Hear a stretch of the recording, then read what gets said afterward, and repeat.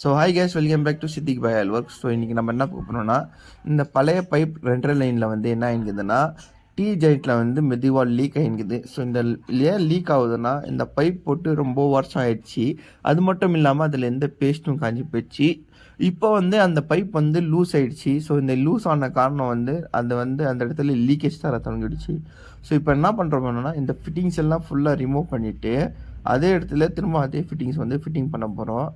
ஏன் அதே ஃபிட்டிங்ஸ் நம்ம திரும்ப பண்ண போனால், இந்த இடத்துல நம்ம புது ஃபிட்டிங்ஸ் போட்டால் திரும்ப 100% லீக் ஆகும். ஏன்னா அந்த பைப் எல்லாம் ரொம்ப பழைய பைப்னால அந்த பைப்லேயே நம்ம அட்ஜஸ்ட் பண்ணி ஃபிட்டிங் பண்ண போகிறோம். ஸோ இப்போ என்ன பண்ணுவோம்னா, அந்த பைப்பில் இருந்த சால்ட்டு, உப்பு என்னென்ன ஒட்டி இருந்துச்சோ அதெல்லாம் க்ளீன் பண்ணிவிட்டு நம்ம திரும்பவும் ஹீட் பண்ணி பைப்பெல்லாம் ஃபிட்டிங் பண்ணிட்டோம். ஃபிட்டிங் பண்ணிட்டு பின்னாடி லீக்கேஜ் செக் பண்ணி பார்த்தோம். 100% லீக்கேஜே ஆகல. ஸோ அதுக்கப்புறமா நம்ம என்ன பண்ணோம்னா, அந்த பழைய கிளாம்ப்லாம் இருந்துச்சு இல்லையா, அதே கிளாம்பில் வச்சு அட்ஜஸ்ட் பண்ணி எந்த ஒரு மெட்டீரியலும் வாங்காமல், ஸோ இந்த மெட்டீரியல்லே வந்து நான் ரெடி பண்ணி கொடுத்துட்டேன்.